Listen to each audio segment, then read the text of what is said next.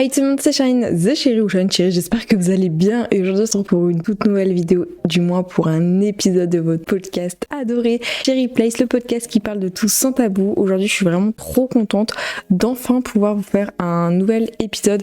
Honnêtement aujourd'hui je voulais vraiment vous faire cet épisode puisque on va parler d'un sujet qui me touche, qui est un peu la thématique centrale de ce podcast, qui est tout simplement la santé mentale. Donc forcément je me sens assez touchée et je pense que vous aussi derrière votre écran, potentiellement ça peut vous intéresser. Déjà, merci beaucoup d'être autant écouté mon podcast. On est bientôt plus de 100 000 écoutes, du moins sur toutes les plateformes audio, sans compter YouTube, mais au total si on cumule tout, je crois qu'on est plus de 100 000, donc c'est énorme. Merci beaucoup. Après un an d'existence de ce podcast, je pensais pas, c'est trop cool. Je m'excuse encore une fois pour l'irrégularité, c'est juste que des fois j'ai moins envie de faire podcast que d'autres jours, donc là j'avais vraiment envie de parler de cette thématique. Comme vous avez pu le voir aujourd'hui, nous allons parler de la santé mentale des jeunes, on va un peu parler de tout ça, surtout blablater. J'ai pas vraiment prévu de script puisque c'est juste parler, donner ma position, donner mon point de vue, mes solutions, bref, vous avez compris. Et pourquoi la santé mentale c'est devenu quelque chose d'aussi important dans notre société et surtout avec la génération Z, du moins ma génération, on va dire la tranche d'âge des 13-25 ans, bref, des personnes qui ont à peu près mon âge. En particulier, ça concerne énormément les jeunes, cette question de santé mentale, puisque déjà j'ai l'impression qu'à l'époque de nos grands-parents et de nos parents, ça n'existait pas la santé mentale. C'était vraiment la caricature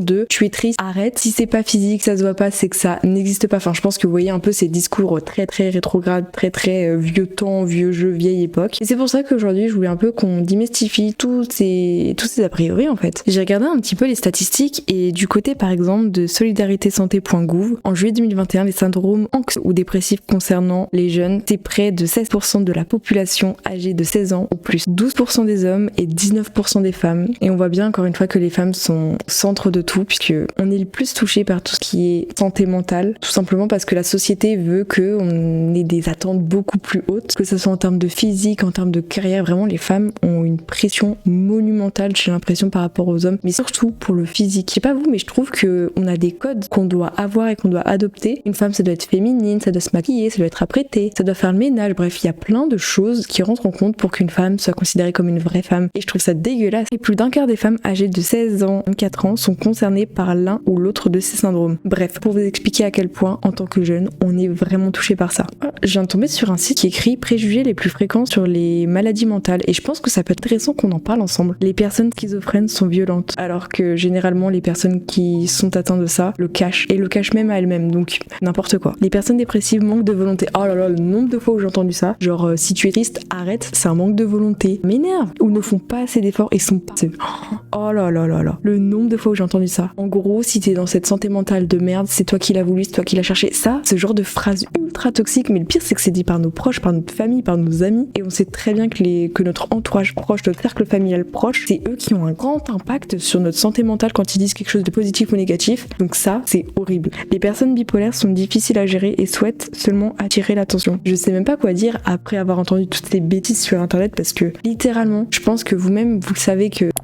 Bref, excusez-moi, me revoilà, mais bon, je me suis arrêtée au moment où je disais que c'est totalement faux, vous avez entendu plein de bêtises à l'heure actuelle et c'est tout n'importe quoi. Surtout quand on souffre de maladie mentale, on se coupe du monde, genre on est replié sur nous-mêmes, on vit dans notre coin, dans notre confort. Alors je sais pas s'il y en a qui vont comprendre ce que je veux dire, mais dans notre malheur, on est bien dans le malheur. Ça demande trop d'efforts mental et physique de se sortir de ce mal-être. Donc on se replie sur nous-mêmes dans notre petit monde, dans notre coin, isolé de tout, isolé du monde, genre tout ce qui est par exemple de sortir dehors, c'est compliqué. Sortir au contact des gens, très dur. Il y a aussi pas mal de moqueries généralement quand on souffre d'une maladie mentale ou quand on a une santé mentale très folle, c'est que par exemple ça peut être lié à des moqueries, ça peut être lié à la pression des autres, au regard extérieur. Donc ça vraiment ça joue un rôle crucial et un rôle clé et je pense que certaines personnes ne se rendent pas compte parce que on pardonne beaucoup trop vite certaines choses, certains actes qui ont été dits, certains gestes qui ont été faits et c'est pas normal. Et en gros quand t'as une santé mentale pas ouf, déjà tu peux avoir une estime de toi complètement biaisé. T'es capable de plein de choses, mais t'arrives pas à voir les choses en face parce que tu t'es enfermé là-dedans. Tu te dis, je suis bon à rien, je suis bonne à rien, je vais pas y arriver à cause de ça. Donc c'est un énorme manque de confiance en soi et ne pas avoir confiance en soi. Les gars, je vous assure, le fait de pas avoir confiance en soi, ça bousille littéralement ta vie. T'oses pas faire les choses, t'oses pas dire les choses, t'oses pas être présent, t'oses pas exister alors que t'as toutes les bonnes raisons du monde d'exister, de t'imposer, d'avoir confiance en toi. Se dévaloriser, ça en fait un peu partie, mais par exemple quand tu fais un truc, t'arrives pas à admettre que ce que t'as fait, bah t'en es fier, c'est cool, tu peux le faire et juste tu restes dans replié par toi-même en disant bah non c'est pas possible, ou même quand tu as les choses en face tu n'admets pas, genre je sais pas comment dire, il y a un décalage entre la perception que tu as et la réalité. Le fait aussi de ne pas partager ses angoisses, le fait de pas parler de ses problèmes tout simplement parce que t'as peur des autres, donc tu n'oses pas parler à quelqu'un d'autre. Et là tout seul dans ton coin et tu ne veux pas parler de ta santé mentale, de parler de tes petits soucis du quotidien parce que des fois on se rend pas compte et t'as besoin de parler de tes problèmes du quotidien parce que ouais t'es légitime. Et les phrases des personnes qui te font grave culpabiliser en disant ouais mais il y a pire dans le monde, tu sais il y a la guerre, le nombre de fois on m'a dit ça, alors que moi quand je recevais une mauvaise note à l'époque c'était littéralement la même sensation et j'étais dans les mêmes angoisses et les mêmes peurs qu'une personne qui vivait une guerre. Je sais que c'est pas comparable mais vous voyez ce que je veux dire, c'est la perception que tu as de la chose qui diffère. C'est pas parce que toi tu vivrais la chose positivement que moi je dois la vivre comme toi. Moi je perçois l'information beaucoup plus d'une manière drastique, beaucoup plus cœur, bien moins positif que toi, donc forcément ça change et c'est pas parce que toi tu vis quelque chose comme ça qu'il faut en faire une vérité générale, que la personne n'a pas le droit, c'est pas légitime. Le fait aussi de ressentir grave de la honte d'être qui tu es, t'as l'impression que t'es pas toi, t'es pas la personne que tu idéalises et t'as honte de ça, donc forcément quand on a honte on se cache et on sait très bien que tu ne peux pas vivre correctement dans ce genre de situation, t'es inconfortable, au mauvais endroit, t'as l'impression que t'es pas au bon moment, enfin bref, un concours de circonstances catastrophique. Et aussi quand certaines personnes ont une santé mentale pas ouf, ça c'est vraiment dans les cas un peu plus extrêmes, c'est le fait de ne plus aller au travail, de ne plus étudier, bref, de perdre un peu du sens à quelque chose que t'entreprends, genre t'es en train de construire ton futur, ton avenir, bah tu dis non, t'es en train de travailler, tu te dis c'est trop, ça fait trop pour toi, et vous avez le droit littéralement. Moi l'année dernière j'étais en phobie scolaire pour tout ça, donc forcément j'avais beaucoup d'heures d'absence, c'était très compliqué. J'essaie de faire de mon mieux pour y aller, j'ai réussi à terminer l'année, c'était compliqué, mais je l'ai fait. Donc ce qui fait que quand on a tout ce genre de circonstances en même temps, bah tu perds. Je disais plus le temps passe, plus c'est compliqué pour moi d'accepter le temps qui passe. Je sais pas comment dire. J'ai l'impression que le temps, ça va trop vite. J'ai pas le temps. C'est trop rapide. Je sais pas comment apprécier et comment accepter l'information parce que depuis que j'ai mes 18 ans, le temps passe trop rapidement. Genre là, je vais avoir 19 ans. J'accepte pas. Je sais pas si c'est depuis que j'ai 18 ans, mais tu vois, quand t'es petit, t'as trop envie de grandir, t'as trop envie que ça aille vite. C'est trop cool. Mais là, plus le temps passe, plus je me dis, mais je ne veux pas. Genre, je vais bientôt avoir 20 ans. Pour moi, je suis restée bloquée dans le passé en fait. Pour moi j'ai encore 14 ans, pour moi on est encore à l'époque du Covid. Alors que pas du tout, le temps est passé depuis, le temps passe et défile. Donc forcément, quand tu peux pas profiter de ta vie à 200% avec tes pleines capacités cognitives, mentales, physiques, même tes humeurs tout simplement, bah c'est compliqué à accepter que le temps passe et surtout que tu vas pas pouvoir le rattraper puisque bah, le passé appartient au passé, le présent au présent, le futur au futur. Donc voilà, c'est pour ça qu'il faut vivre vraiment de manière très comme un épicurien. Tu vis au jour le jour. Genre, faut pas te préoccuper du futur, sinon bah tu vis pas dans l'instant T. Faut pas te préoccuper du passé parce que bah le passé, tu peux pas le modifier. Tu peux apprendre à vivre avec, mais tu peux pas vivre. Enfin, c'est comme ça. Et surtout que j'ai l'impression aussi que nous, en tant que génération Z, nous allons devoir subir les conséquences des autres. En gros. Dire qu'on va devoir subir les conséquences des générations précédentes, donc par exemple la génération surtout qui est de nos parents, attendez ma caméra est un peu mal mise, la génération de nos parents où on doit apprendre à vivre avec, par exemple au niveau écologique. Je sais que ça préoccupe énormément les jeunes et c'est une très bonne chose, le fait que bah, l'écologie ça fait partie de nos vies maintenant. Il y a 10 ans on n'en parlait pratiquement pas, maintenant plus le temps passe plus on en parle parce que bah, ça fait partie de nos vies, on va devoir vivre avec le fait que au mois de mars, limite une canicule, le fait qu'il y ait plus de neige maintenant, enfin tout ce genre de choses, et plus le temps passe, plus ça va s'empirer et on peut rien faire parce que bah c'est peut-être trop tard, à part si l'espèce humaine est décimée de la Terre, la nature reprendra ses droits. Mais ce n'est pas le cas. Mais je trouve qu'il y a des choses qu'on normalise trop au niveau du climat, alors vraiment c'est une catastrophe le climat. Enfin, je sais pas si vous vous rendez compte, mais plus les années passent, les étés, c'est des étés arides, c'est des étés catastrophiques, déjà en termes de chaleur, de sécheresse. Enfin, le mois de juillet, le mois d'août où j'habite, c'est une catastrophe parce que j'habite en montagne, j'ai pas l'air marin pour un petit peu, tu vois, apaiser. Non, il fait chaud, c'est sec, c'est catastrophique et vraiment l'année dernière, j'ai un mauvais souvenir de l'été parce que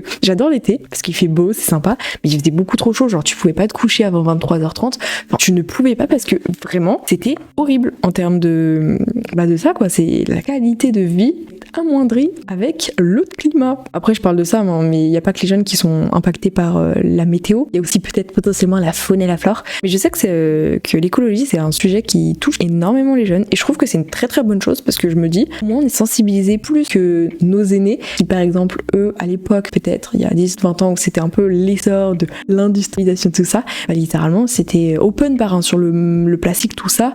Maintenant heureusement il y a des personnes qui font un peu plus attention, mais bon plus le temps passe, plus on est nombreux sur la terre, plus c'est la merde. Donc c'est pour ça moi ça me donne pas du tout envie de faire d'enfants. Enfin déjà j'en veux pas, ça me dégoûte, je n'aime pas les enfants. Je pense que ça vous l'aviez compris, mais littéralement tout ce qu'il y en a de la génération future, moi j'ai pas envie que mon enfant il vive là-dedans. J'ai pas envie que mon enfant il vive avec la canicule au mois de décembre. Surtout que on vit dans un monde un peu de fou. Depuis le Covid, c'est n'importe quoi. Entre les guerres, l'inflation, les gens sont fous. Il y a que des tarés. Je sais pas si vous voyez ce que je veux dire. Surtout que les gens disaient ouais après le Covid le monde sera meilleur. Non, c'est encore pire. Genre moi je vois la guerre à la télé, j'allume BFM, enfin j'allume jamais BFM, mais imagine t'allumes BFM, tu te tires une balle. Donc pour la santé mentale des jeunes, même sur les réseaux, tu vas sur Twitter, t'as Certia, les comptes d'actualité et tout, t'es là bon, on va vite éteindre tout ça parce que ça rassure pas, ça fait peur. Tu vois encore des meurtres, tu vois encore des professeurs qui se font poignarder. Donc forcément que ça impacte la santé mentale des jeunes, mais pas que en santé mentale de ça. Hein. Il y a aussi par exemple on parlait des TCA, les gens se retouchent. Moi-même, hein, je pense que vous aussi vous êtes victime de tout ça. On se retouche nos photos, on a de la dysmorphie parce qu'on correspond pas à ce qu'on voit dans notre filtre Snapchat. Il y a beaucoup d'exigences pour les femmes. Enfin bref, ça fait beaucoup, et ça fait plein d'informations. J'en parlais une fois avec ma grand-mère de tout ça, de la vie à capter. Elle me disait qu'avant, à l'époque, les gens se prenaient bien moins la tête et c'était un monde beaucoup plus calme. Enfin, il n'y avait pas trop de milliards d'informations quand tu vas sur TikTok. Il n'y avait pas le stress enfin, c'était vraiment beaucoup plus terre à terre avec la nature. Et c'est pour ça que je persiste sur le fait que les gens les plus heureux sont les gens qui vivent auprès de la nature. Donc, premièrement, je n'irai jamais habiter à Paris ou en ville comme ça. Ça me fait peur. Métro, boulot, dodo, flemme de ça. Même si l'argent compte, on le sait bien. Mais comment tu veux vivre dans une bonne santé mentale comme ça? Donc, c'est pour ça que moi, il y a un truc que beaucoup de personnes tiennent ce discours et je pense que c'est une trop bonne idée. C'est que tout le monde, genre, vous voyez, chaque année, on va chez le médecin, on va chez le dentiste, enfin, ce genre de choses, tout simplement les rendez-vous médicaux. Et pour moi, il faudrait que tout le monde voie un psychologue. Alors, c'est peut-être drastique parce que il n'y a pas 8 milliards de personnes qui pourront voir un psychologue, on le sait. Mais, en fait, d'aller voir un psychologue quand t'as pas de soucis, c'est ce qui va te permettre de ne pas avoir de soucis par la suite tout bonnement. Puisque, les gens qui vont voir des thérapeutes, ce genre de choses, c'est des gens qui ont des soucis de la vie. Vous voyez? Donc là, si tu vois quelqu'un en prévention, et dès que t'es un tout petit, tu peux en parler à quelqu'un extérieur de tes amis, de ta famille, forcément ça va te faire du bien et ça permettra de régler ces petits soucis sans que ça prenne des proportions exorbitantes plus tard à l'adolescence, à l'âge adulte. Donc c'est pour ça que pour moi, genre ça pourrait être une trop bonne chose et surtout aussi le fait de normaliser, enfin heureusement on est en 2024 donc c'est normalisé à l'heure actuelle je pense, j'espère, tout ce qui est problème psychique, tout ça, heureusement, parce qu'il y a 10 ans, comme je vous ai dit au début de la vidéo, les gens auraient dit oui ça n'existe pas, vu que c'est pas palpable, c'est faux, c'est du fake, si tu fais ta comédie, genre la phrase tu fais ta comédie, c'est pour être au centre de l'attention, oh c'est n'importe quoi. Après je sais aussi, j'ai déjà regardé des vidéos sur YouTube, notamment de Amy Story, je sais pas trop si vous connaissez, je l'adore, il parle un peu des gens aussi qui s'inventent des maladies ou qui s'auto-diagnostiquent des maladies. Il y a beaucoup de personnes qui par exemple regardent des vidéos, des TikTok qui parlent par exemple du TDAH, donc du fait d'être hyperactif, etc. Et donc il y a des personnes qui se reconnaissent dans ces paroles et tout. Vous voyez ce genre de truc, paroles où toi-même tu te reconnais d'une manière ou d'une autre, donc toi aussi tu es atteint de ça. Genre on s'auto-diagnostique des maladies et c'est pas bon du tout parce que déjà on s'enferme dans une case, on se définit par ça et il faut pas du tout, genre pitié. C'est pour ça quand il y a des personnes qui me parlent genre me disant coucou ça va, ta maladie ça va mieux,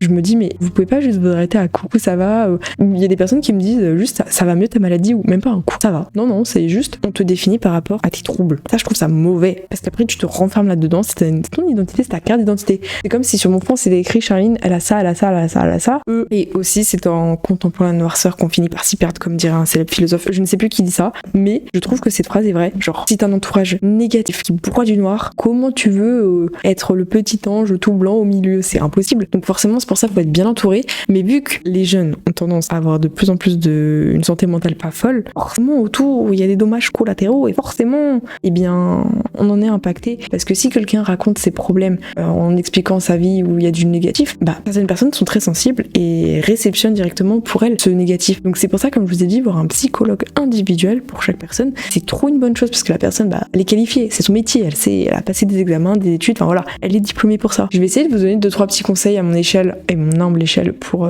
essayer de se sentir mieux. Comme je vous ai dit tout à l'heure, le fait aussi d'être connecté avec la nature et connecté à son corps, c'est trop important. Vous voyez le téléphone, là, TikTok, hop là, ciao, on met loin. C'est pour ça que le soir, il fait du bien de se déconnecter le matin, de pas prendre son téléphone en premier réflexe pour un peu absorber toutes les informations négatives de qui s'est fait poignarder, enfin, vous voyez ce genre de choses horribles, parce que même, ça c'est le problème des journaux et de l'actualité, mais c'est le concept, l'être humain retient le négatif avant le positif. Donc forcément, si dans les journaux tu fais les gros titres avec plein de trucs horribles, l'annonce positive de la journée, tu vas pas t'en souvenir. Donc c'est pour ça, bien sélectionner l'information, n'hésitez pas à bloquer sur Twitter, sur n'importe quel réseau. Si vous voyez un truc qui vous plaît pas, qui vous touche personnellement, blam, on enlève. Ciao. Comme je vous ai dit, il n'y a pas de honte à aller voir quelqu'un si ça va pas dans votre santé mentale, dans votre vie. Ça arrive, il y a des hauts et des bas dans la vie. Si vous voyez que c'est une petite période, une petite dépression saisonnière comme beaucoup ont, l'hiver, moi-même, je sais ce que c'est, ça arrive, il n'y a pas de souci. Mais si vous voyez que ça persiste et vraiment c'est trop, il n'y a pas de honte, les gars. Enfin, let's go. Let's go, ça fait du bien, je vous assure. En plus, maintenant, c'est remboursé parce qu'il y en a qui disent oui, mais ça coûte cher. Il y a une prise en charge pour les jeunes, justement. Donc, que ce podcast pourra aider une personne qui l'espère, enfin, qui je l'espère,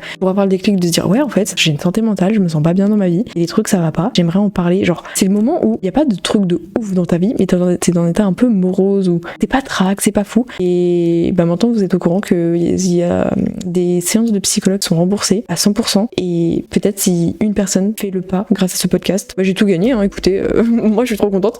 Donc voilà, à chaque fois, vos retours en commentaire sont juste incroyables. Merci à vous, vraiment, ce podcast, c'est votre podcast, c'est mon podcast, où on parle, on discute, on a un échange tellement riche en commentaires, et j'ai des retours incroyables tous les jours de gens qui me disent j'adore ton podcast. Donc c'est ça qui me fait pas arrêter ce podcast, parce que je me dis, mais on parle, on est libre, il n'y a pas de personne qui est là pour nous dire non, on parle pas, t'as pas le droit de dire ça. Là, je suis libre de dire ce que je veux, et je le dis haut et fort, vous avez le droit d'aller mal, parce que vous avez plein d'éléments, des facteurs autour qui font que forcément ça vous impacte par rapport aux générations précédentes. Forcément, l'impact écologique, ça peut impacter les guerres, je pense qu'on en parle pas assez, la politique, ça peut grave impacter les relations familiales, intrafamiliales, ce genre de choses, ça peut vous impacter et vous avez le droit. Bref, en tout cas, j'espère que ce petit podcast vous aura plu. Merci à ceux qui sont présents. Ma caméra a chauffé 3 fois pendant le tournage, donc c'est à moi pour tout raccorder au montage. Mais voilà, merci d'être aussi nombreux, je vous aime très très fort, vous êtes de belles personnes, je compte sur vous pour prendre soin de vous. Sur ce, chat, c'était Shine. Cheers, bisous bisous, mettez des petits likes et des petits commentaires. Bisous.